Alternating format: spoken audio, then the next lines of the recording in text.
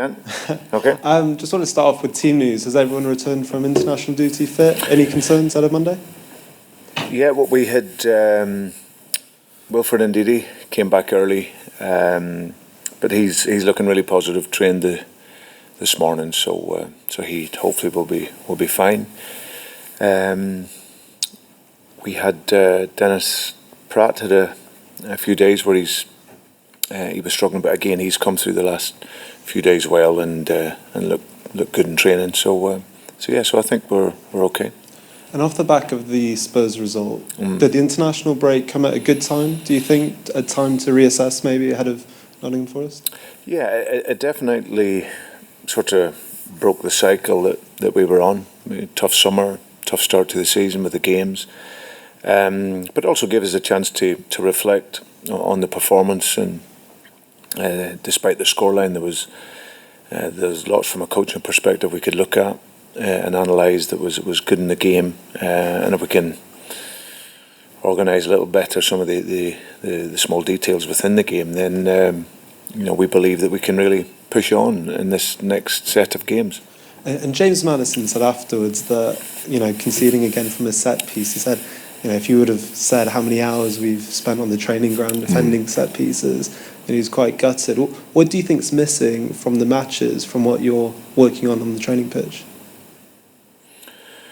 Well, I think when you're on a run of games where you're not winning, then of course your confidence can be affected. But I look at for large parts of that game, up for 72 minutes of the game, when it was at 3-2, we were still very much in the game and defended well. We're tight. We're together. And actually, when the game opened up, it was actually from us, but it was from a good place. It was the players behind in the game, just wanting to throw everything to get back into the game. And of course, you do that against Tottenham, then they've got Harry Kane and Son, who are incredible in transition and can punish you. So the scoreline, I didn't feel reflected the game, because for large parts of it I thought we were very good in the game. But listen, we can't deny we were disappointed with the two set pieces. Like James said, we do hours of work, study, analysis, work on the field, but it's been able to take that into the game situation, because apart from those two moments, we didn't concede so much, especially in the first half. And because of the run you've been on, Brendan, have you had any conversations with the ownership during the international break around how you can improve results on the pitch? No, I haven't. But the ownership trust me, and they expect that I'll turn it around. And if they don't, they will tell me. Our conversations are very open and honest, and we communicate well. I've seen Top a number of times, and we speak when he's over. So, but I've had nothing but support from the club. But I also understand where we sit, and this is why we look forward to the game now on Monday.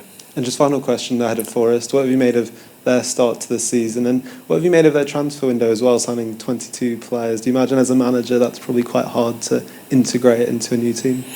Very much so. I think it's sort of contrast really in terms of where we're at with the two clubs in terms of signings and whatnot. But listen, it's always difficult. That first year back in, I've experienced that myself as a manager, and Steve done a brilliant job there to take them from where they were, to get them into the Premier League, to then create a cohesive unit and team with so many new faces is a real challenge. So it's been a difficult start also for them in terms of some of the results. But for us, it's a great game for us to look forward to. We really owe the supporters on this one. It has been a great start to the season for us.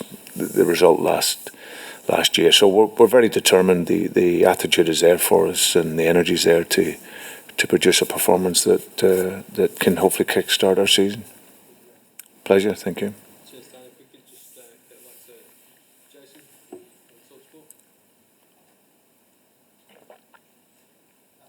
Hi, Jason.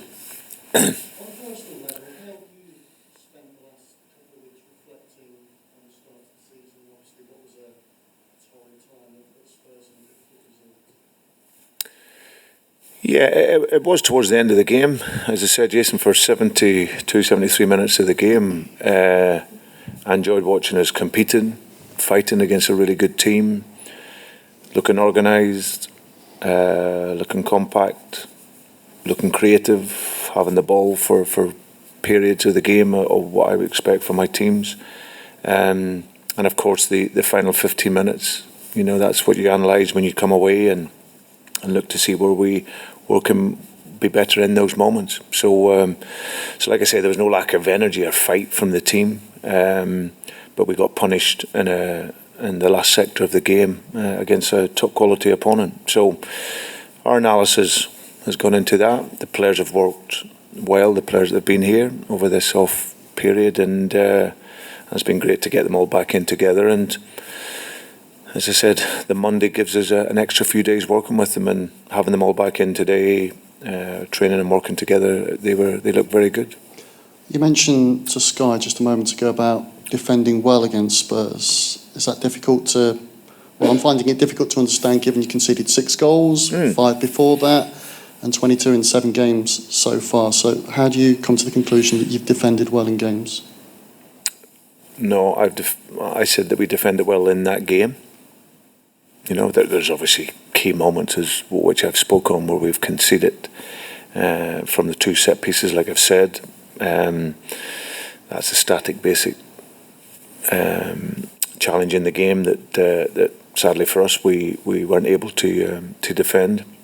But in lots of other moments of the game against a good team, I thought we pressed the game and defended very well. But we were opened up a little bit in the last 50 minutes of the game, purely in our endeavour to try and get back into the game. So that's what we need to manage better. But yeah, the other games, I've spoken about those before. We haven't defended well enough, of course, fundamentally. Over the course of the season, I mean, hindsight's always a wonderful thing, as you know. Do you have any regrets about what you've done so far this season in terms of, decision making, maybe in game, before games, in training, anything that you look back on and think, I made a mistake with this and I could have done better? I always am self-critical and will always analyse my own performance before everyone else. So I suppose in training, where we analyse the training and within the games, absolutely. So that's always constant. You're always looking to see where you can improve. A wise person told me recently about trying not to anchor yourself around negative people and try and be around positive people. Do you follow that kind of advice? And who do you draw strength from at these difficult times, Brendan? Because obviously, you are talked about in terms of your position, how the results have gone, but how do you seek strength at this period of time? Yeah, believe it or not, it's easy because I've been coaching and managing now quite a number of years. So obviously with that you learn to regulate all the noise that takes place within the game. Obviously, naturally, listen, if you're bottom of the league and you've lost 6 or 7 games, then you're not going to be flavour of the month. So you understand that. But I think what you learn through experience, you don't isolate yourself. I think that's always important. I love working with these players. I believe that, like last season, that we will come good by the end of the season, and we'll get into a good position. It's been a tough start for us, I know that, but I see these players work and I see their attitude, and that's something that ultimately gives me strength. And then, like I said, outside, I'm reflective with myself. I'm honest with myself if I don't think I've done a good job, but I also know I'm the best person to help this team move forward. And that's something that I believe that we'll do in the coming weeks. A couple of things related to the defensive issues. Lars has been here a few weeks now. What kind of impact has he made on set pieces and how you defend them? And I'm also assuming, is it about attacking set pieces with him as well? Yeah. It's all of the situations in that sort of static situation, or whether it's a throw in or a corner for and against. So yeah, he's settled in really, really well. I think James mentioned something after the game, and how they bought into Lars's work, and he's very thorough, he's very detailed, and listen, it's always disappointing. You come in, his first game on the bench, and he's looking at the team concede 2 corners, and I've said before, up until that point, we've defended set pieces well. We conceded away at Arsenal, but in the main, over the course of the games, we've been very strong in set pieces, but those 2 were disappointing from our perspective. So, but he himself, he settled in well into our coaching team. He's got great knowledge, got good experience, and I think over time here, the club will feel the benefit from that. Danny Ward, obviously come into the side this season after Casper's departure. How is he at the moment, confidence-wise? Yeah, it's like the team. It's been a challenging start for him. He's made some really good saves in the games, Danny. But of course, when you concede the goals that we have done, then naturally the spotlight will be on him, especially with Casper being the number 1 goalkeeper here for so long. But I repeat, defending as a collective, it's very much from the strikers right the way through to the goalkeeper. And as a team, we need to defend better. And I support Danny. I know his qualities, I know his strengths, and I'm pretty sure, again, over the course of the season, he'll find a higher level and a more consistent level, as will the team. Pardon me. As I'm sure you understand, a number of fans have been angry, upset about the recent results and run of form. What is your message to them ahead of Monday's game? Because a lot of them will be looking forward to it, but given recent results, maybe not many either. Yeah, no, absolutely. Listen, it's our job to change the mood for the supporters. There's no doubt about that. We haven't been to our level this season, and we want them to come back. I remember when I first came here, I first came into the ground, and the games against Bournemouth and Fulham were real games of energy, and there was a real good feeling around that. And when we were playing well, you anticipated, you felt that they felt that we would win the game. Now, of course, the expectations have grown so high over these last few years that now that is deemed that's how it should be. But that's what we want to be. We want to be that team that, where we go home and away, in particular at home, that the supporters will come and enjoy watching the team. So that's up to us to change that mood.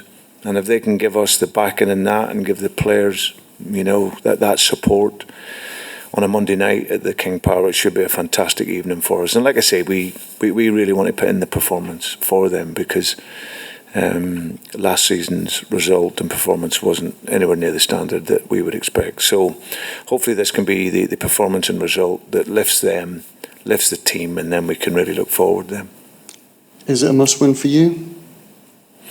I don't think on that way, Jason, because it's much more important for the club and for the team.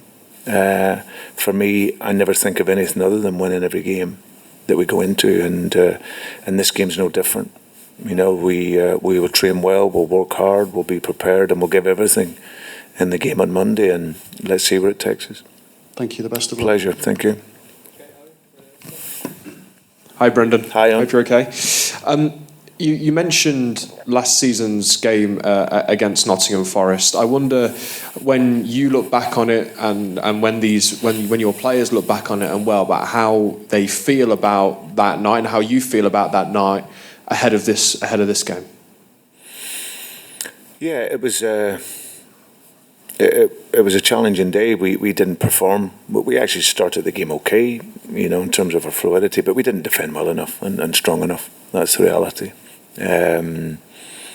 We were just nowhere near the level that's required to win the game. So yeah, it was a very, very disappointing performance. But now we have an opportunity to get the result that we would want in the first game of a Leicester Nottingham Forest game for a number of years. So it's a game that we're all looking forward to. And as I said, that game is gone, and we now got to really look to take the game and bring a real attitude and energy in the stadium to get the points.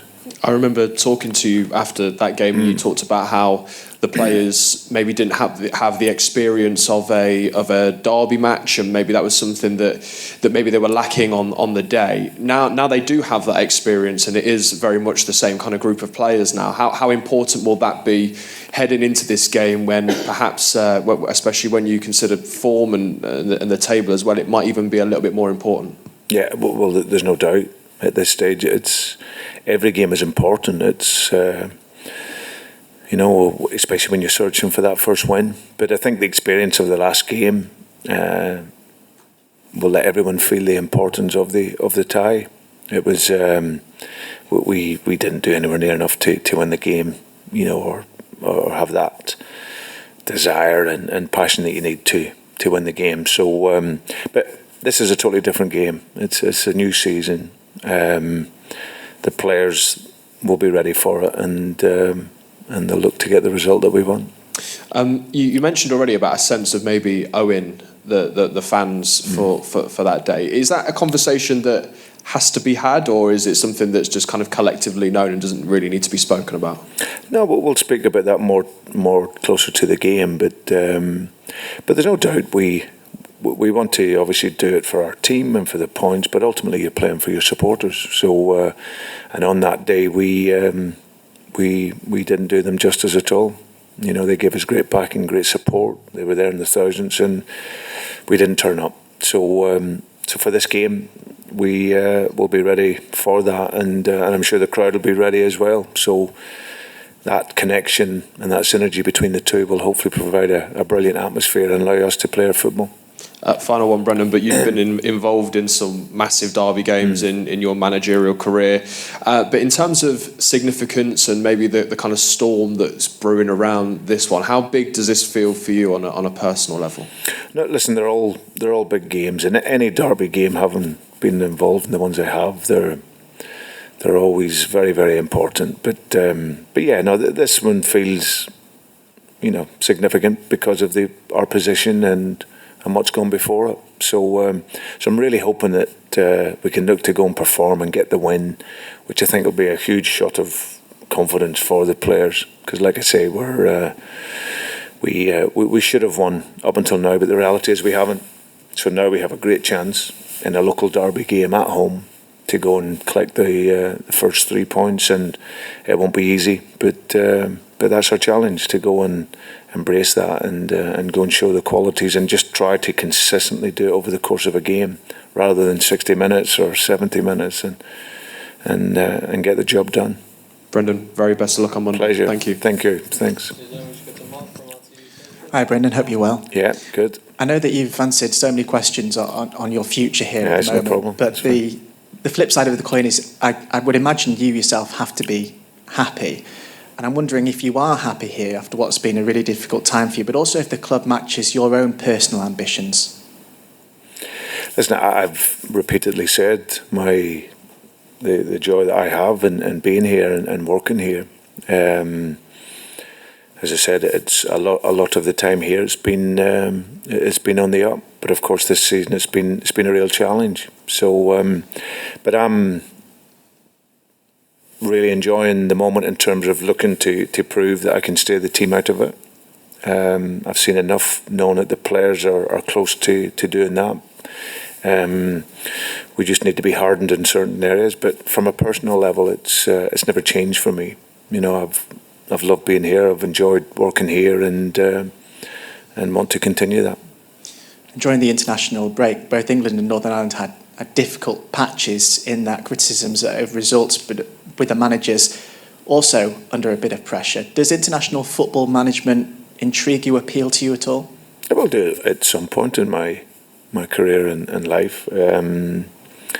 But yeah, listen, whatever level it's at, whether it's club or international football, when the focus is on you, and if you don't get the results, then the criticism will be there. So we all understand that. There's always going to be noise around your position, and I totally get that. But I think what's key is it's always perspective for me. I went to Children's Hospice in Northern Ireland over the international break, and everything brings you back down to earth again. You see kids suffering and families suffering, then we don't really suffer in football. Yeah, you can lose games, of course, and be disappointed, but in the real world, it's not really suffering. So, but as managers, of course, we want to get results, and we want to win games, and we want to make our supporters happy, and whether it's country or club, that's all we want to do. But with that comes pressure, and you have to deal with that. So just to say as well, you're not ruling out international football and management at some point in your career in the future, perhaps? No, it's always been an ambition of mine at some point. But I've still got another 2.5 years contract here, and I'm very happy and want to finish my contract here and leave the club in the best possible position that it can be in. And just the final one, you mentioned the expectation that the fans have. I know it's a perverse way of saying it, but is the club and maybe fans victims of success here because of how well the club has done under you over the last few years? And does it also highlight the importance of European football for clubs like yourself in the Premier League? Well, listen, when you're bottom of the league, it's the supporters have every right not to be overly pleased, but listen, I think it's always the challenge for clubs like ourselves to be fighting, and that's what I've always set as the expectation here, that we can be fighting for European football. But of course, for that, there needs to be constant improvement. This season, we haven't shown the improvements as of yet, but I think over the course of the season, hopefully we can get ourselves into a much better position in the league. So, but for clubs like ourselves, it's always going to be a huge challenge, but it's a challenge that certainly I relish. Thanks, Brendan. Good luck. Pleasure. Thank you. Thanks, Mark. We'll wrap up that section there, and we will head next door with newspapers. Okay. Cheers, guys.